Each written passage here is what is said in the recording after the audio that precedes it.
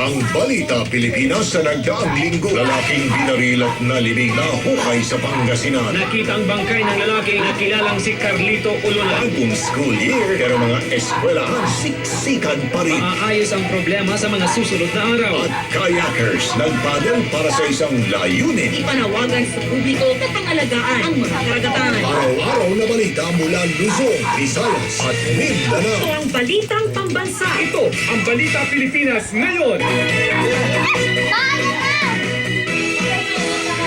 Kahit rainy season, hindi kailangang isacrifice ang fashion. Hatid ni Good News Girl Bea ang mga swak suotin para kontrahin ang langit na madilim.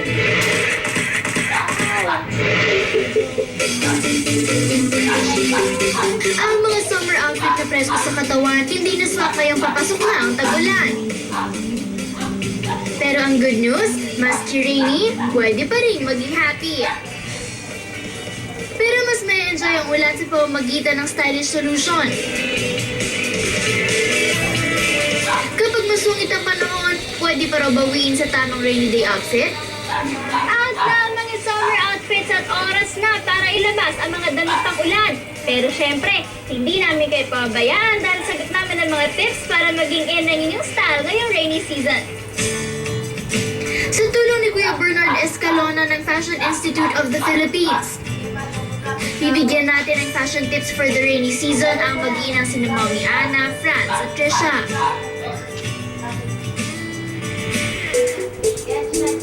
Bago bumili ng outfit, suriin muna ang mga available niyong damit. Take note lang na hindi porket long sleeves in na pagtag-ulan. Hindi naman kasi kalamigan dito sa atin. Pero remember na ang susuotin dapat bagay hindi lang sa katawan, kundi pati na rin sa edad. Para sa mga mommies, this rainy season, mas maganda sa kanila yung mga loose clothes kasi masyado silang active sa kanilang daily activities. To complement that, dapat maglagay sila rin ng jacket, which is cardigan, or anything that is knitwear kasi mas comfortable sa kanya at mas makakagalaw sila sa kanilang daily activities. Imbes na magsuot ng mabibigat na jeans, recommended ang leggings. Madali kasing gumalaw pagsuot nito at hindi hamak na mas madaling matuyo kumpara sa maong. Sa mga teens, this season, mas maganda sa kanila ng mag-graphic prints like checkers or polka dots or kahit anong vibrant or maraming prints sa kanilang coats. Kasi this age sa kanila, gusto nila may identity sila, may personal style.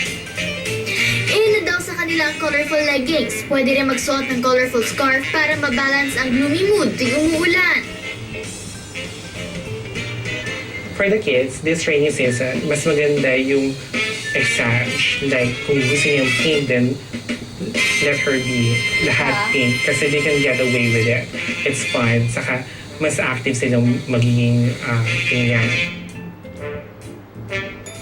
Kapag magsusuot ng skirt, siguraduhin above the ankle ang hemline para hindi ito madaling maputikan.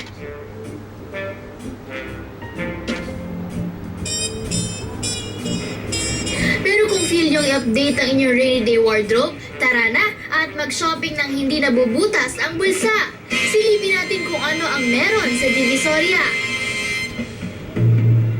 Ang knitted cardigan na may iba't ibang colors, nagkakahalaga lang ng 150 to 200 pesos. For a more feminine look, swak ang lace cardigan for 230 to 250 pesos. At ang ruffled cardigan for just 250 to 280 pesos.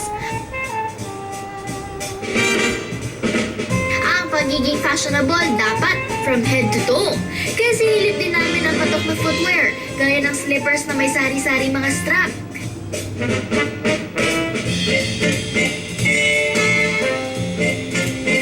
May flowers, beads, at glow-in-the-dark for only 100 to 150 pesos. Siguraduhin gaganahan kayo maglakwatsa, maski umuulan. Kung ayaw nyo namang malamigan ang inyong mga paa, heto ang stylish boots na nagkakahalaga ng 400 to 700 pesos.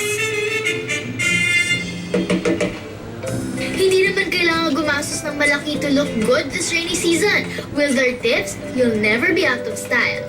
Sa pagpili ng outfit, mahalagang i-consider hindi lang ang look nito. Laging tandaan na dapat ang mga ito ay laging napapanahon, comfortable at higit sa lahat, affordable. Be updated sa good news. Sundan po kami sa Twitter sa username GoodNewsTV11 at sa aming fanpage sa facebook.com/goodnewsgma. Pwede niyo ring mapanood